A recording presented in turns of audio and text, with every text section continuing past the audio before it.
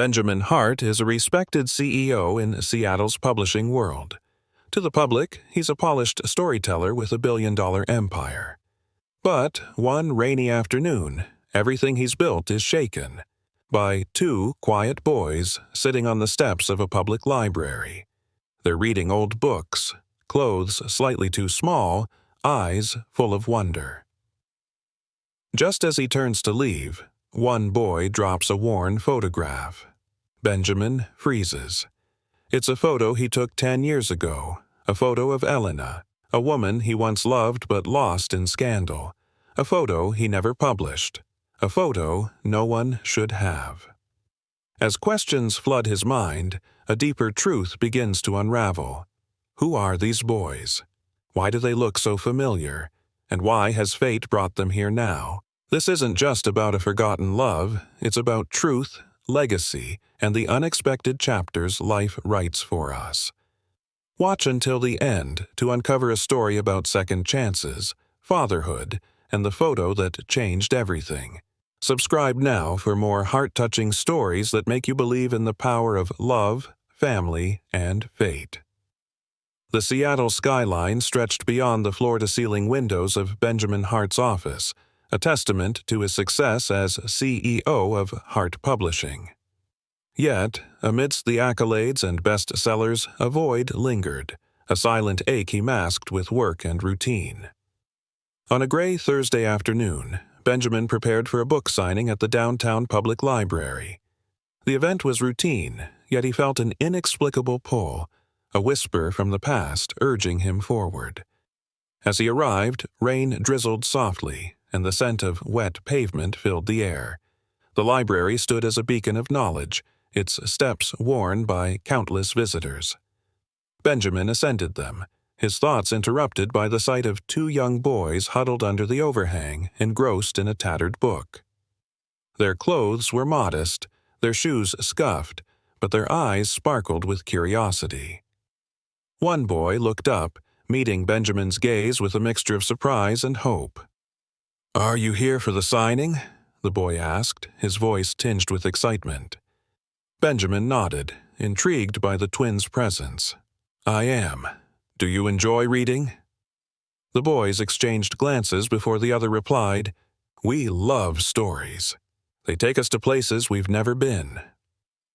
Moved by their enthusiasm, Benjamin reached into his briefcase and handed them each a signed copy of the latest children's book from his publishing house. "Thank you, sir," they exclaimed in unison, their faces lighting up.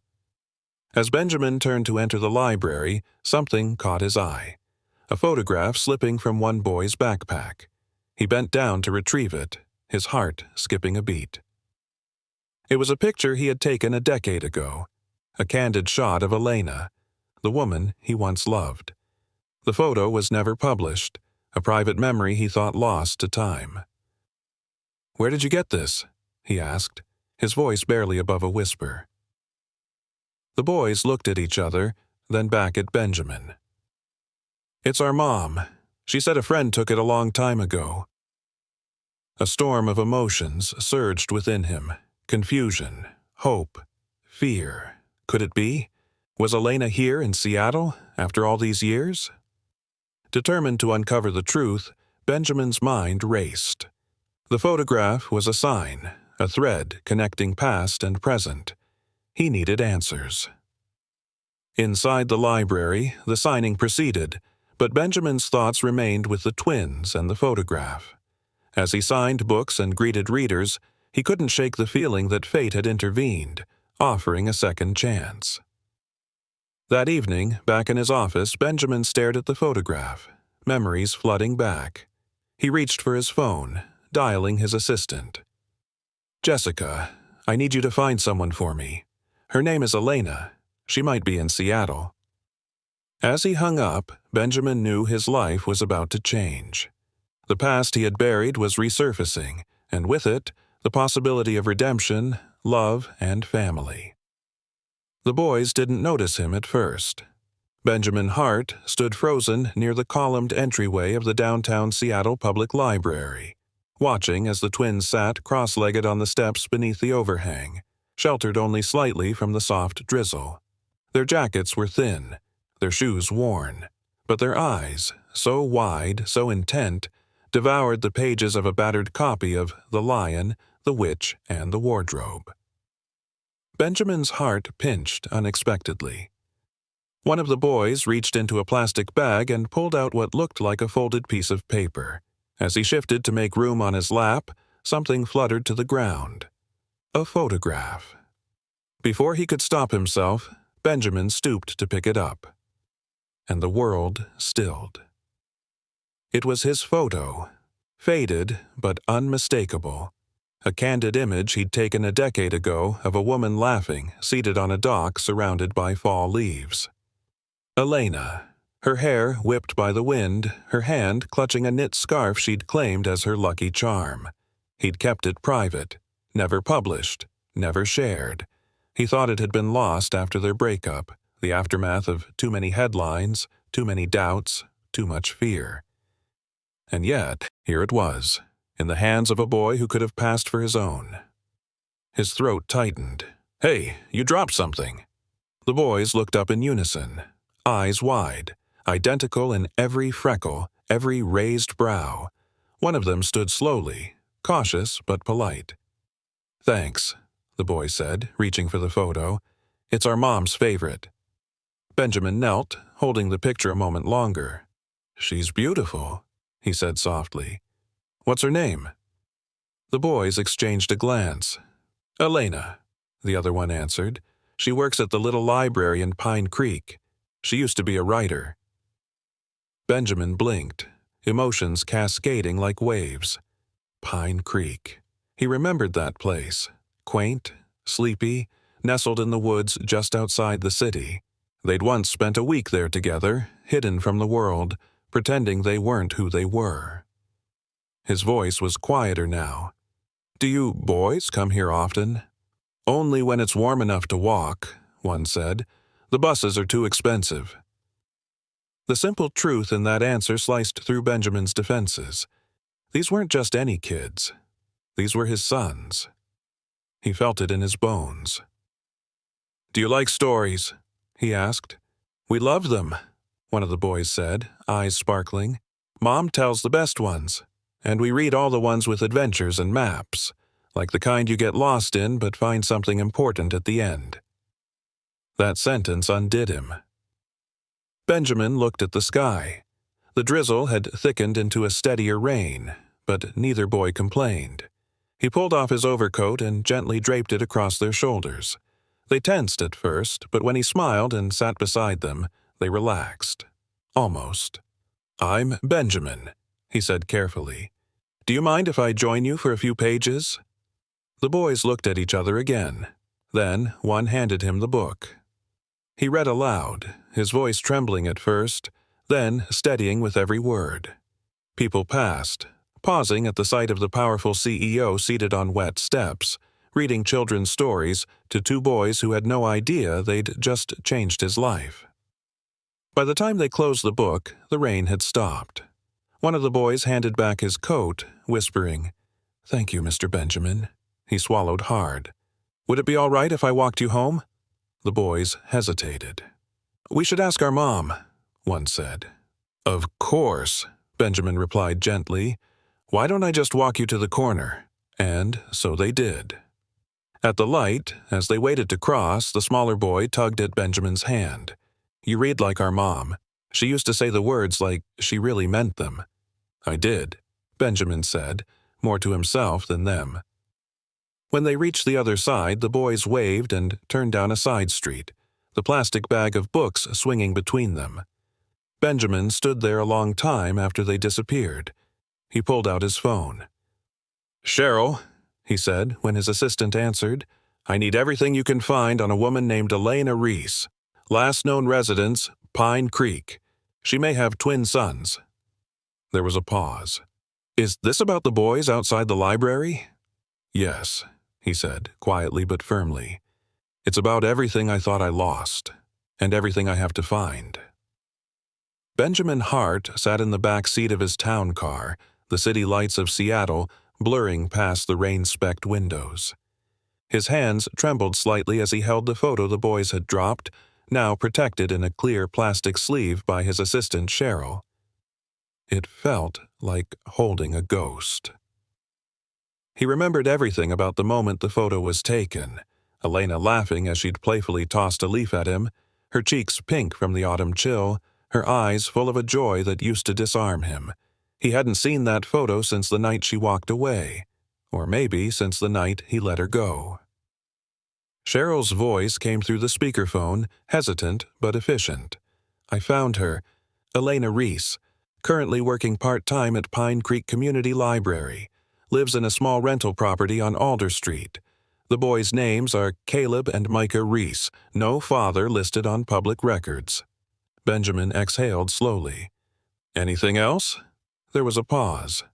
She's been in and out of the hospital the last few years, some chronic issues, no insurance. She hasn't published anything since... Cheryl stopped herself. Since you two split. He nodded silently, even though she couldn't see him. Thank you, Cheryl. No calls for the rest of the evening. Yes, Mr. Hart. When he arrived home, Benjamin didn't go to his office or pour a drink like he usually did.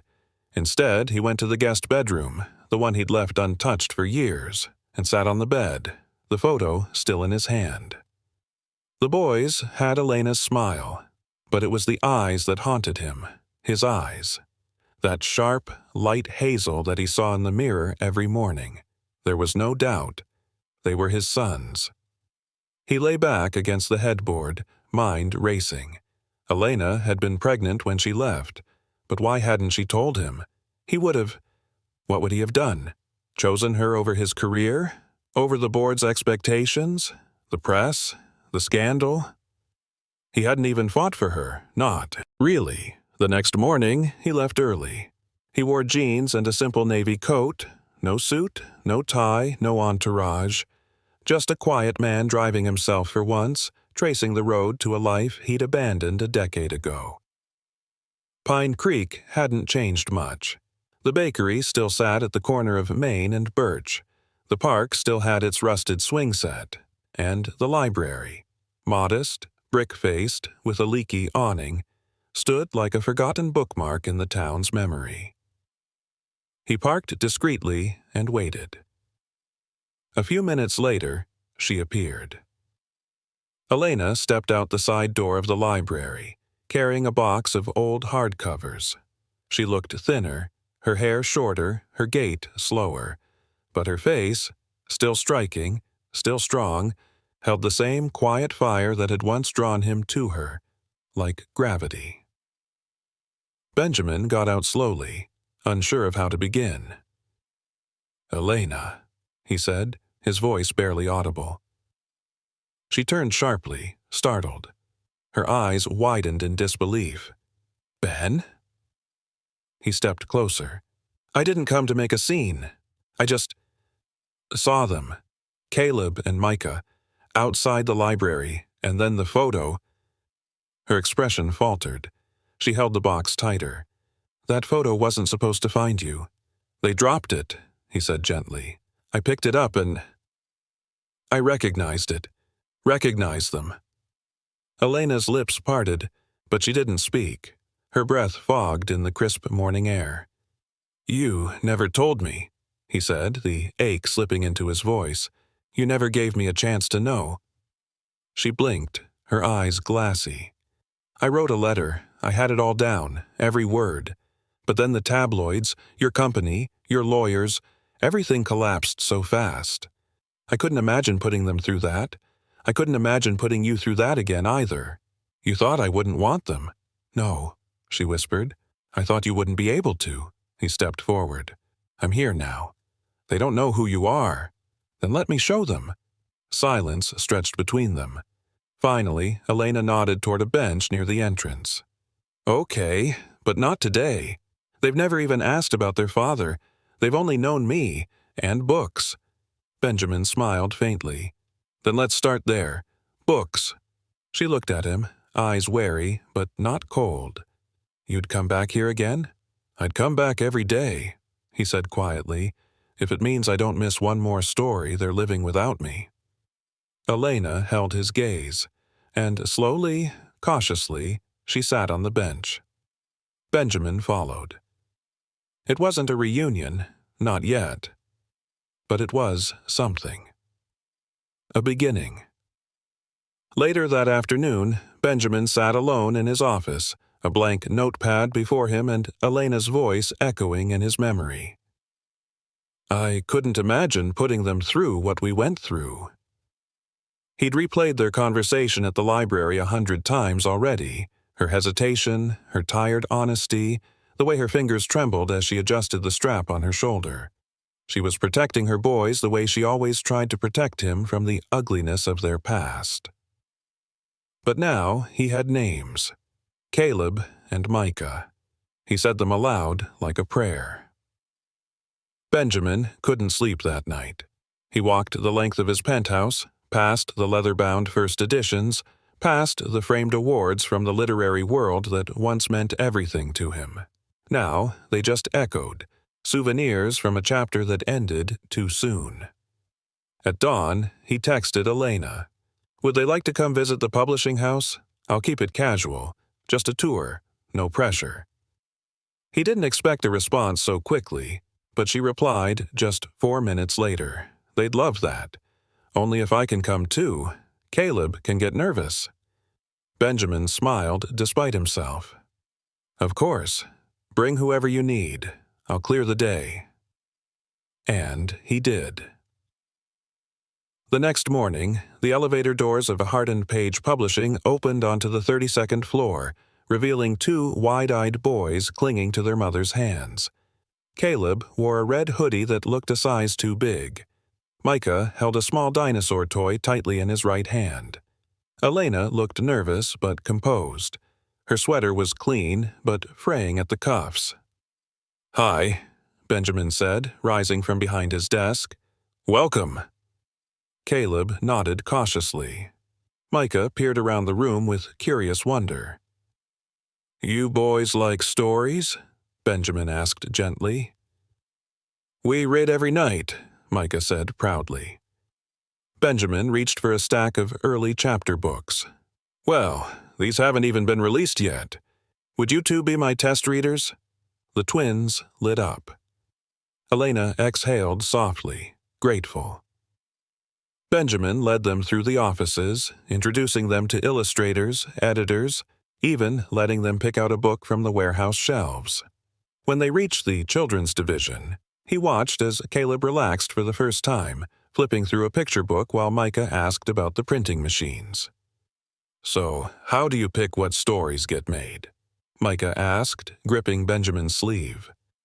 Benjamin knelt beside him. We look for stories that feel honest, that say something real. Like about family? Caleb asked, eyes bright but tentative. Especially about family, Benjamin said quietly. When the tour ended, he offered Elena a coffee in the executive lounge while the boys read at the oversized window seats. I didn't expect them to open up to you so fast, she said, sipping cautiously. They remind me of someone, he replied with a small smile. Their mother. Elena looked away, her throat working. They've never had a man around. You did everything yourself? She nodded. They were just 6 months old when I left Seattle. I thought maybe you'd come after me. But when you didn't, when the papers printed those things, I figured you'd moved on. I didn't move on, Benjamin said, his voice hoarse. I buried it. Elena's eyes welled, but she blinked the tears away quickly. I want to be part of their lives, he said firmly. Not just a visitor or a tour guide. I want to be a real part of it. Elena studied him for a long, hard second. That's not something you just say, Ben. That's something you show, every day. I understand, he said. Let me show you. That weekend, Benjamin arrived at their modest neighborhood with a picnic basket, board games, and enough grilled cheese fixings to feed an army. He helped Caleb sound out difficult words in a library book, let Micah interview him with a toy microphone, and when Elena coughed behind her hand, he gently offered her a glass of warm honey water, noticing how hollow her cheeks had become. After the boys went to bed, Elena walked him to the front porch. "They're already asking if you'll come back tomorrow," she said softly. "I will," he promised, "as long as you'll let me. Don't promise them anything you won't keep."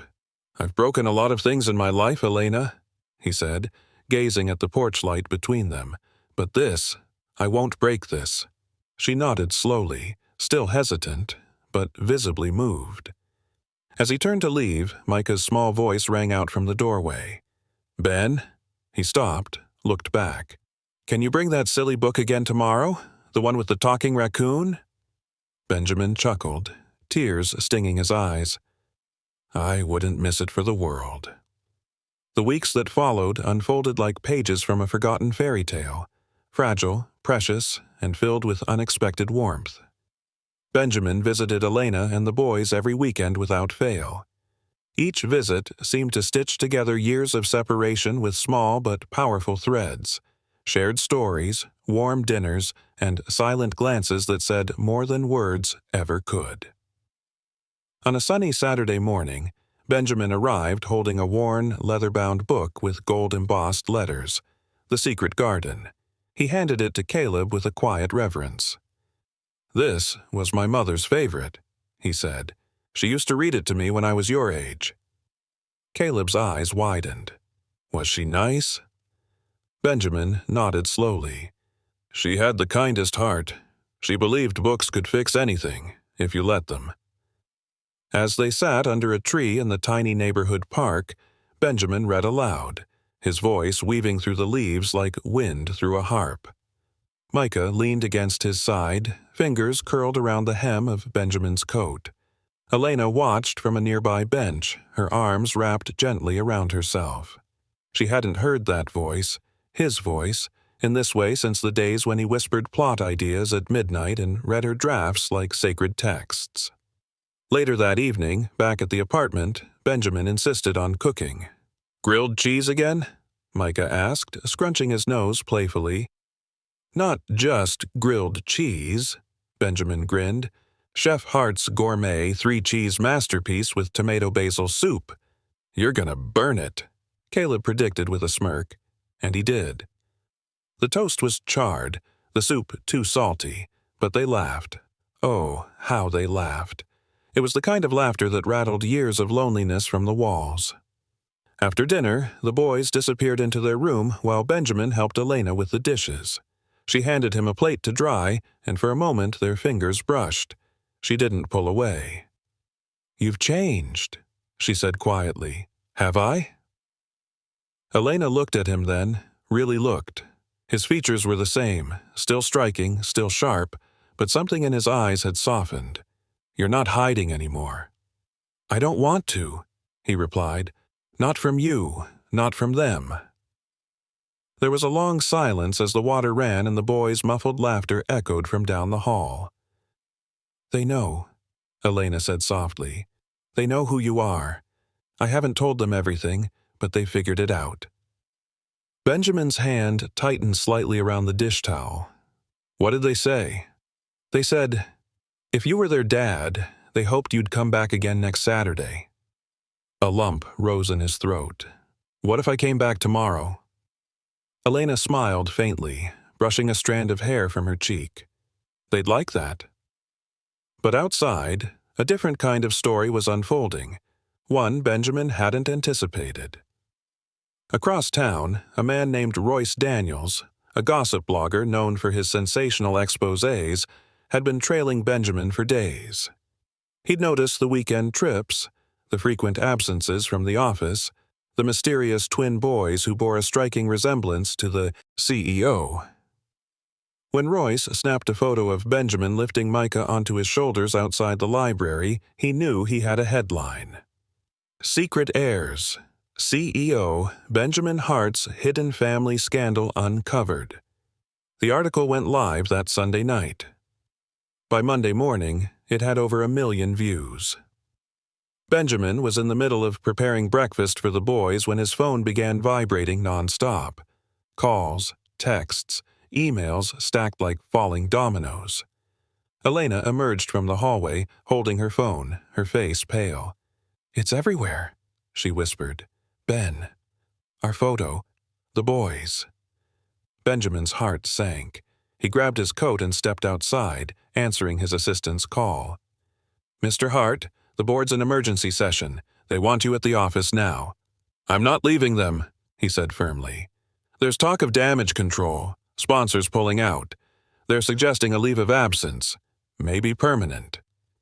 Benjamin stood in the hallway for a long moment, the cold air brushing against his face. Then he turned and went back inside.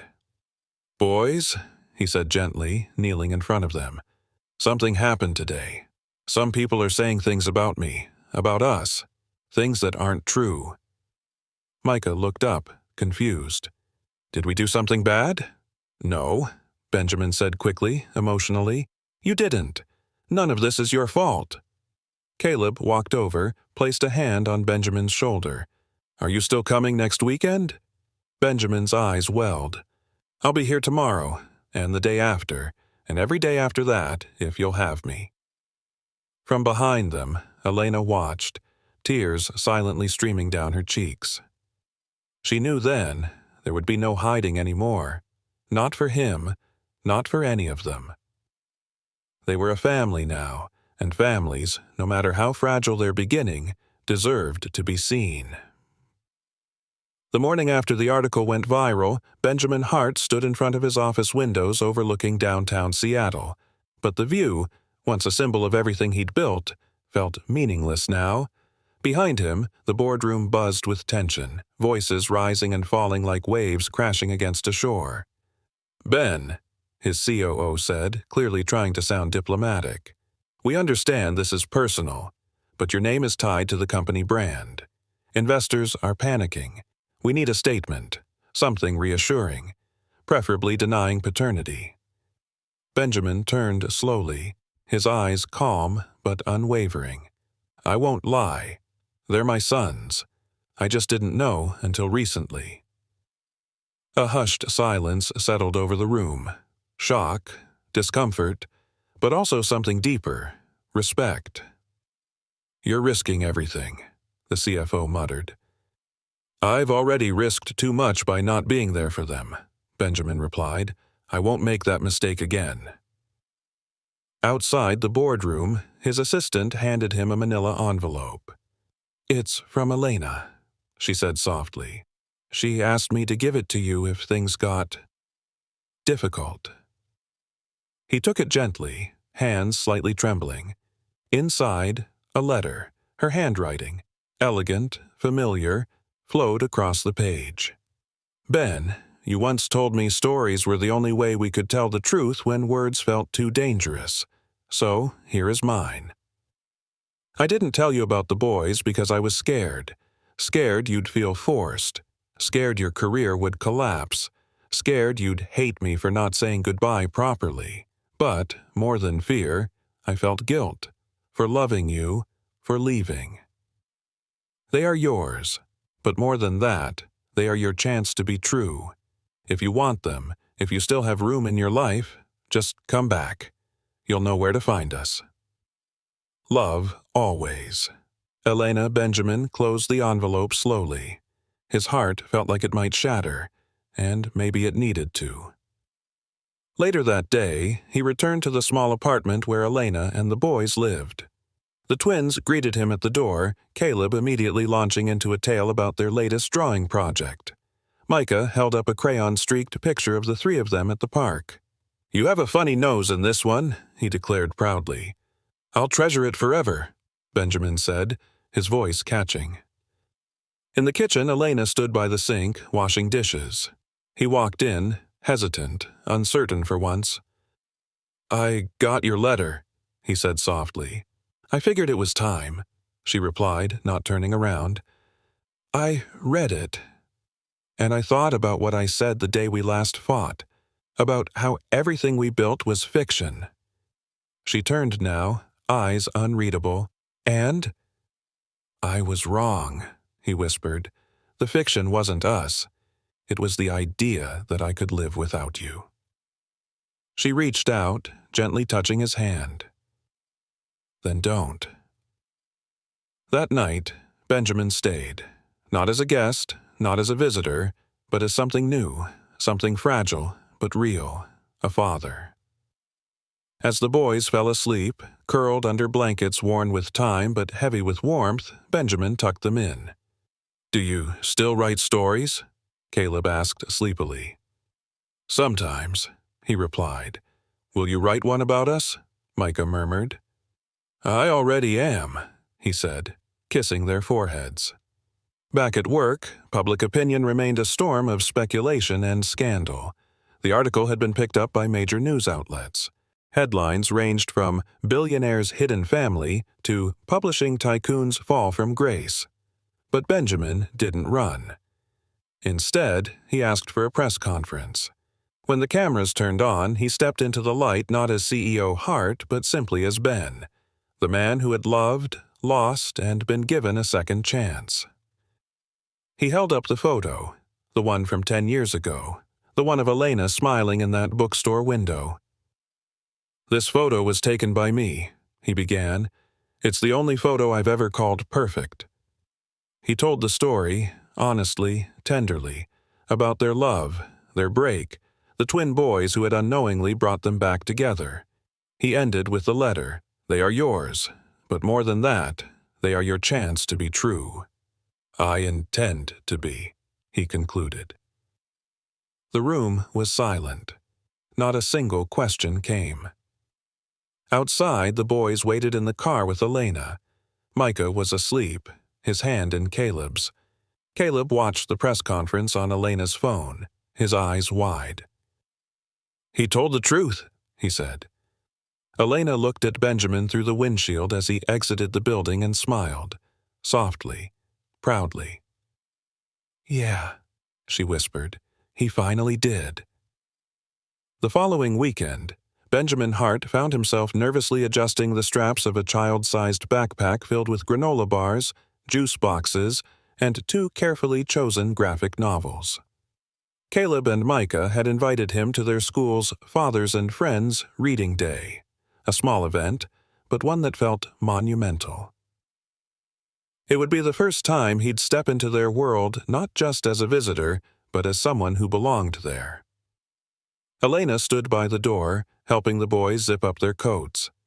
"You'll do great," she said gently, brushing a strand of hair from his forehead. Benjamin smiled, touched by her quiet confidence. "I've stood on stages in front of thousands, but this feels bigger." "Because it is," she whispered. When they arrived at the school, the hallway was alive with laughter and colored construction paper taped to the walls. Benjamin felt every parent's curious glance, every whisper that followed in his wake, but Caleb and Micah didn't notice. They tugged him down the hallway, their hands tight in his. "This is our classroom," Micah beamed. "Miss Delaney said we could pick the book." Inside, 20 children buzzed with excitement. Miss Delaney greeted them warmly, though her eyes lingered a second longer on Benjamin. Recognition flickered, but she said nothing. As Benjamin settled into the reading circle, Caleb sat proudly in his lap, Micah resting comfortably against his shoulder. He opened the book and began to read, his voice low, steady, and animated, matching each character with just enough drama to spark giggles from the crowd. Halfway through, Micah whispered, "You should do audiobooks, Dad." Benjamin blinked, stunned by the word. Dad.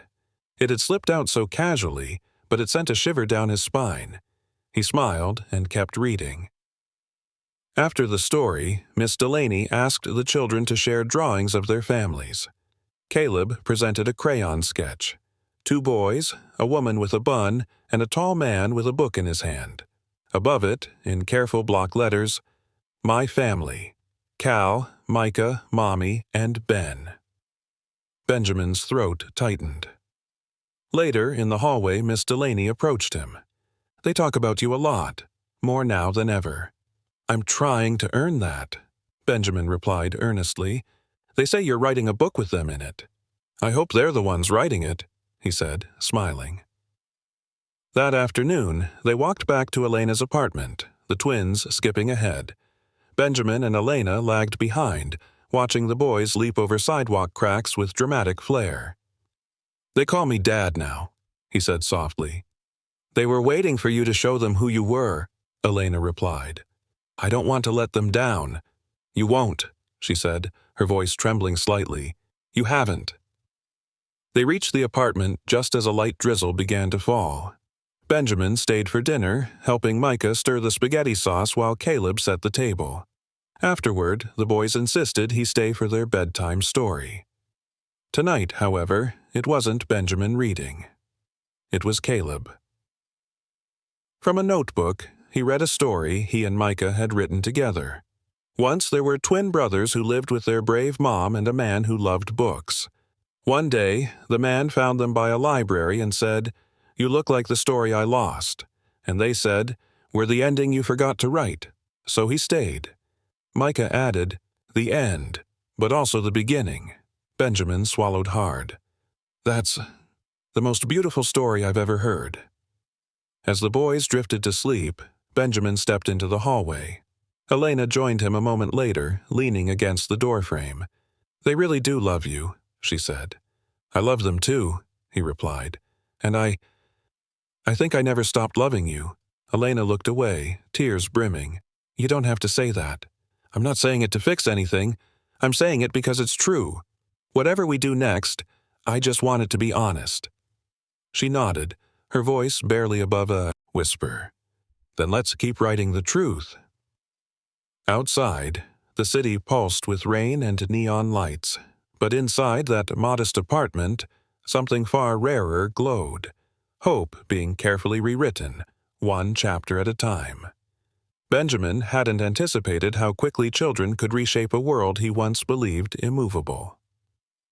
The following week, he arranged for Caleb and Micah to visit his penthouse for the weekend. Elena was hesitant at first, her eyes lingering on the doorway as the boys eagerly packed their second-hand backpacks, but she nodded softly. "They'll come back with more than stories, I hope. They'll come back with memories," he promised. It was raining when they arrived. Not the sharp, bitter kind that had once soaked the boys outside the library, but a soft drizzle that turned city lights into glowing halos. Benjamin opened the door to his apartment, suddenly nervous. Would it feel too big, too sterile? Caleb stepped in first, eyes wide. "Whoa! Is this a museum?" Micah ran his fingers along the leather couch, then grinned. "It smells like books and soap." Benjamin chuckled awkwardly. "I suppose that's a good thing?" "It's fancy," Micah replied. "But lonely." That word hit harder than he expected. "I've been waiting for it to feel different," Benjamin said honestly. "Maybe now it will." They explored the space together, Caleb gravitating toward the wall of books, Micah to the rooftop garden, where he exclaimed over every tiny herb sprouting in planter boxes. Benjamin hadn't stepped out there in months. Later, while making grilled cheese in the kitchen, he glanced over and saw Caleb curled up in a reading nook, his lips moving silently, fully immersed. Micah was trying to build a paper airplane from a page torn from a hotel notepad. "You don't have to fold it like that," Benjamin said gently, crouching beside him. "Let me show you the way my dad taught me." Micah hesitated, then handed him the paper. Their fingers brushed. The plane soared across the living room with surprising grace. "Cool!" Micah shouted, then launched it again, his laughter echoing against the marble floor. That night, the three of them bundled up in blankets on the couch, watching an old animated movie while sipping hot cocoa. Halfway through, Micah leaned against Benjamin's arm and whispered, "Do you think, when people die, they see all the stories they never got to live?"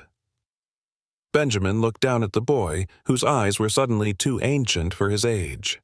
"Maybe," he said softly. "But sometimes, the people they leave behind get to finish those stories for them." Micah nodded slowly, as if that answer was enough. Caleb fell asleep first, a book still clutched in his hand. Micah followed soon after, his head resting against Benjamin's chest. The rise and fall of the boy's breathing steadied Benjamin in a way he hadn't known he needed.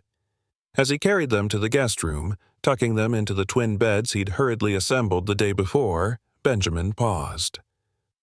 There, taped to the nightstand, was a note in blocky handwriting.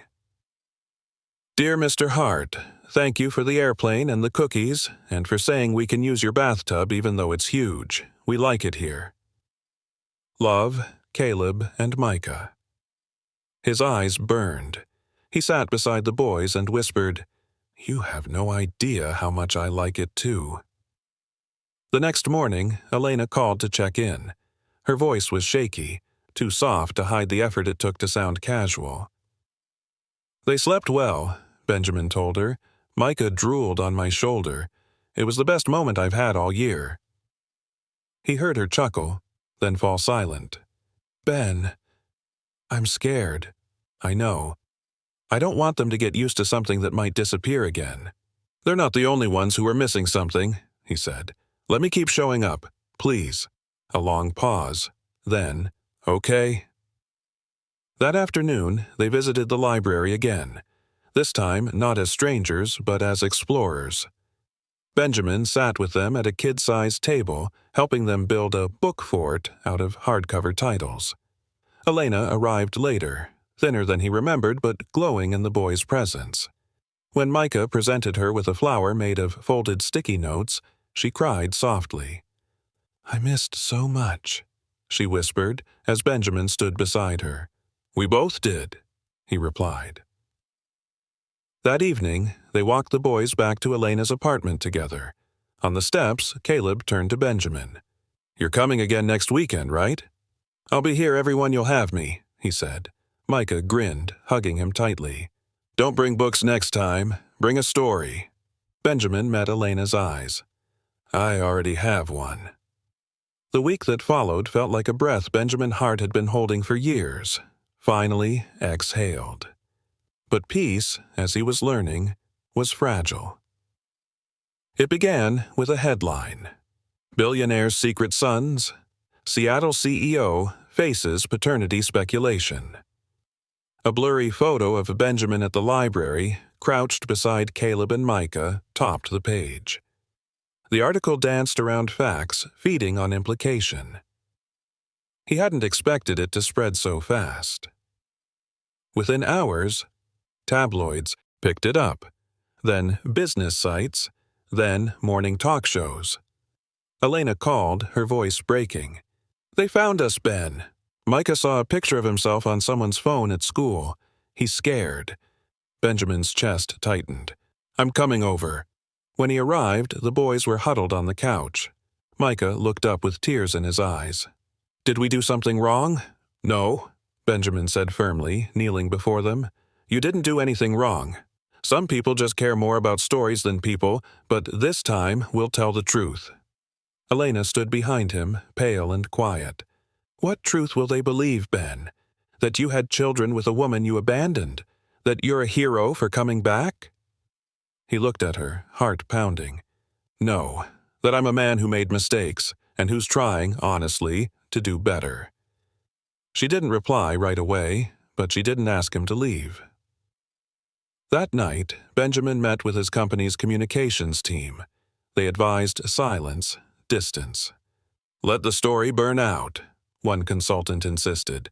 Public sympathy shifts fast. Don't fan the flames. But Benjamin had learned something else mattered more. Integrity. 2 days later, he held a press conference. Wearing no suit, no prepared statement, he stood in front of a simple podium. The same photo was displayed behind him. Elena's bookstore smile, framed in glass. My name is Benjamin Hart, he began, voice steady. I'm a publisher, a writer, and, until recently, a stranger to 2 of the most extraordinary boys I've ever met. The room hushed. I knew their mother once. I loved her once, and like a coward, I let that love end. I thought I was doing what was right for my career, for my image. But now I know what really mattered was lost for 10 years, until I found it again on the steps of a library. He held up a letter, Elena's, then read aloud the line that haunted him most. They are yours, But more than that, they are your chance to be true. A hush deeper than silence settled in the room. Benjamin ended quietly. I choose truth. And I choose them. That night, the press split in two. Some still questioned motives. Others called it courageous. But something unexpected happened online. Readers shared their own stories of absent parents, of reunion, of healing. And, in the middle of it all, two little boys watched their father tell the world he loved them. Micah drew a comic strip about it, showing a superhero dad on TV with the words, "I'm not perfect, but I'm yours." Benjamin framed it in his office. Elena, now increasingly frail, remained watchful but warmer. She allowed Benjamin to pick the boys up from school, to stay overnight, to help with bedtime and breakfasts. He burned pancakes often. He read stories in goofy voices. He danced awkwardly to Caleb's made-up songs. One night, while washing dishes, Benjamin glanced at Elena resting on the couch. She was thinner, her breath shallow, but her eyes, watching him, the boys, were clear. "You're really here," she said softly. He turned off the faucet. "I don't plan on being anywhere else." She nodded. "Then let's start talking about what happens after." His throat closed. "Elena." "No, Ben, not to scare you, but to plan. I need to know the boys will be okay, that they'll have someone who reads bedtime stories and makes lopsided grilled cheese." He walked over and knelt beside her, gently holding her hand. "They'll have someone who loves them, completely." She smiled weakly. "Good." That night, when he kissed the boys goodnight, Caleb asked, "Do you think we'll always live in two homes?" Benjamin paused, then said, "Maybe not forever, but as long as you feel loved in both, you're home."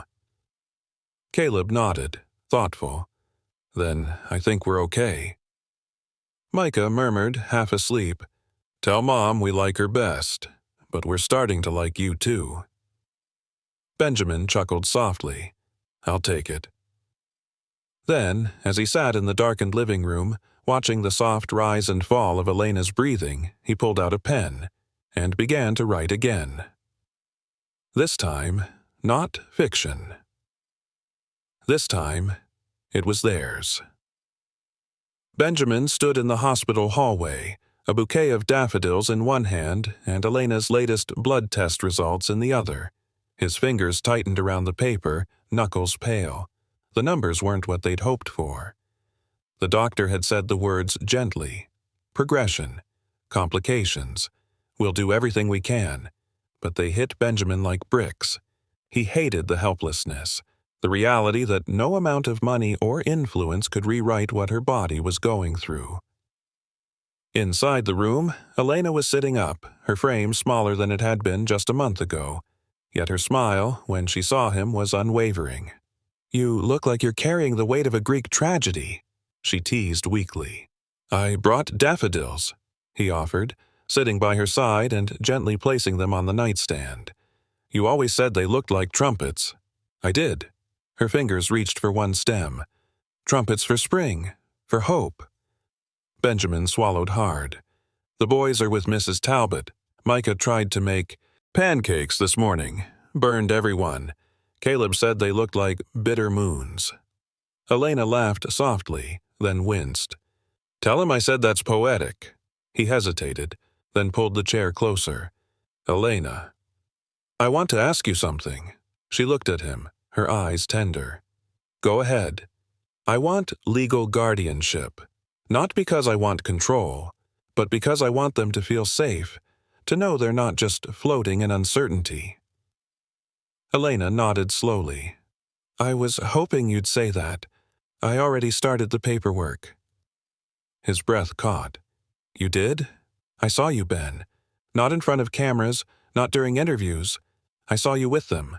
The way you listen, the way you fail at pancakes and still make them feel full." She squeezed his hand. "They need you, and so do I." A week later, in a quiet courthouse chamber, Benjamin stood beside Elena while the judge reviewed the petition. Caleb and Micah, dressed in mismatched blazers and clip-on ties, sat coloring at the back of the room. When the judge asked for Elena's statement, she took a breath, thin, deliberate, and spoke clearly. I raised them alone for almost a decade, but I was never truly alone, because every bedtime, every scraped knee, every story I told them, Ben was there, even if only in memory. I made mistakes, he made his, but what matters now is that he's here, and I trust him. Her voice cracked, but she didn't cry.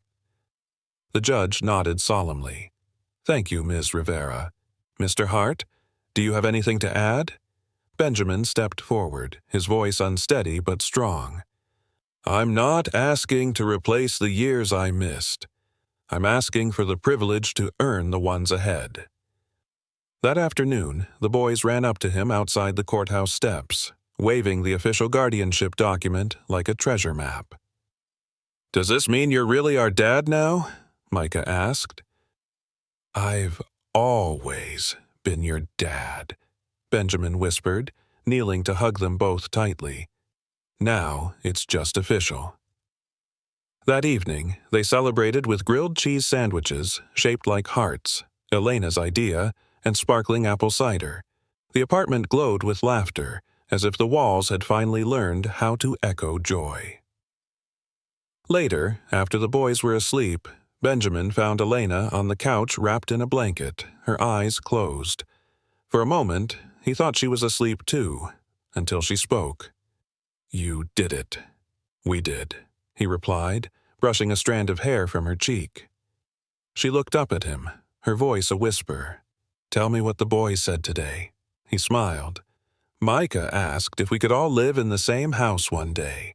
Caleb said he wants his own room, but only if it's next to his brother's. Elena's smile turned wistful. They'll be okay. Benjamin sat beside her, holding her hand gently. And so will you. She closed her eyes again, leaning her head on his shoulder. Tell me a story, she murmured. He hesitated, then began softly. Once upon a time, a woman walked into a library carrying a secret and left behind a miracle. As he spoke, the room settled into a kind of peace only found in truth finally spoken, in time finally redeemed. And for the first time in years, Benjamin Hart didn't just believe in stories. He believed in happy endings. Benjamin barely slept that night. He stayed up beside Elena, listening to her breathing, watching her chest rise and fall as if willing it to stay steady. The quiet hum of the oxygen machine filled the room like a lullaby laced with tension.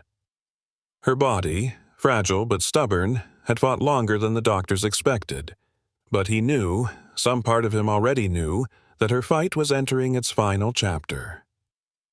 Morning came gently, ushered in by the smell of oatmeal and the faint sounds of the twins giggling over a cereal box comic strip.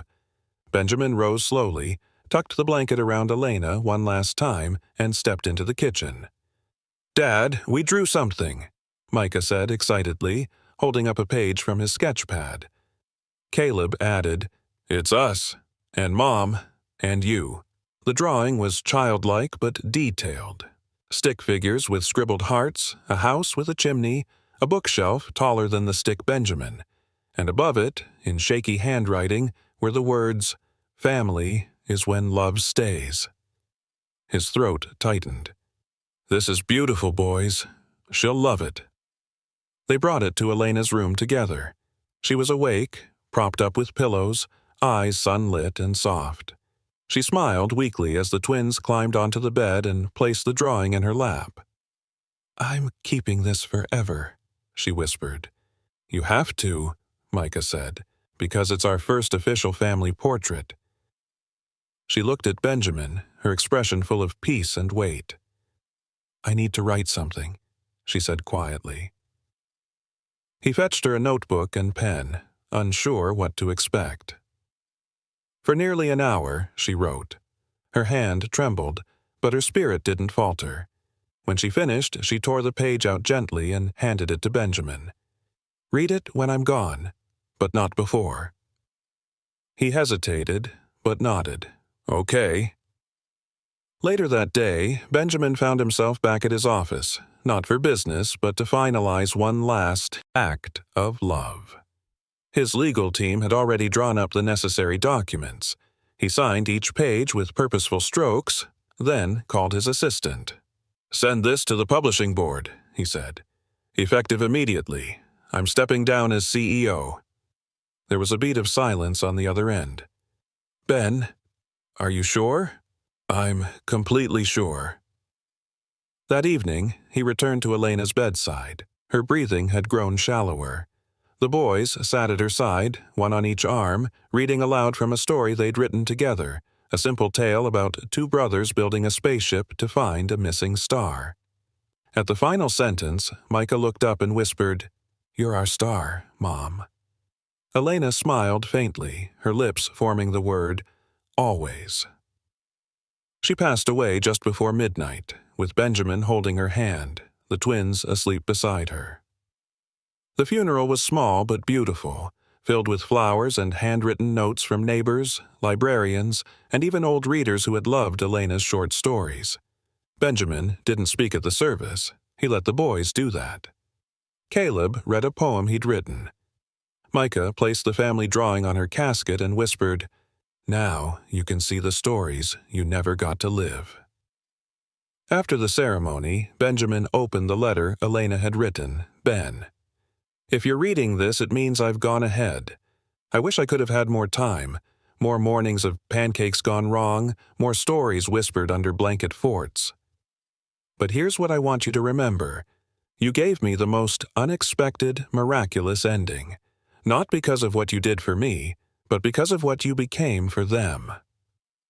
Don't let grief dim the light they carry. You are their father now, not because of law, but because of love. And love, Ben. That's the truest story you'll ever tell. Finish it well. Forever yours. Elena." He wept openly, cradling the letter like something sacred. That night, he framed the boys' drawing and Elena's letter, placing them side by side above the fireplace in their new home. Their home. 3 months had passed since Elena's funeral, and life had changed in ways Benjamin Hart never imagined possible. His mornings no longer started with investor calls or press briefings, but with cereal boxes, mismatched socks, and sleepy voices calling, "Dad, where's my backpack?" The penthouse that once echoed with silence now thrummed with life. Crayon drawings framed the refrigerator. Paperback books were scattered on coffee tables. Laughter, chaotic and unscripted, filled every room. Caleb and Micah had become his world, and he'd become theirs. One Saturday morning, as sunlight spilled through the kitchen windows, Caleb sat at the counter, tongue sticking out as he carefully drew something on folded paper. Micah stood nearby, mixing pancake batter with reckless enthusiasm. "You're getting flour everywhere," Benjamin teased, ruffling Micah's hair. Micah grinned. "It's for flavor."